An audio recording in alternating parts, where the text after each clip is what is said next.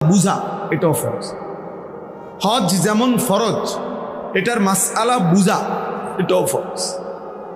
কোরবানি যেমন ওয়াজিব, তো এটার মাসআলা বুঝা এটাও ওয়াজিব। মানে কোন অবস্থায় হলে কি কারণে কারো উপরে হজ ফরজ হয়, কোরবানি ওয়াজিব হয়, যাকাত ফরজ হয়, এটা আমাদের জন্য প্রত্যেকের আলাদা আলাদাভাবে জানা ফরজে আইন। ফরজে আইন অনেক সময় আমরা খামখেয়ালি করি। আমি স্কুলে পড়ছি, কলেজে পড়ছি, আমি সাধারণ মানুষ, আমি গ্রামের মানুষ, আমরা ছোটবেলায় পড়ালেখা করছি না, আমরা মূর্খ সুরূক্ষ মানুষ, গ্রামের মানুষ, হুজুর কোনো রকম আমরা পেটে ভাতে চলি।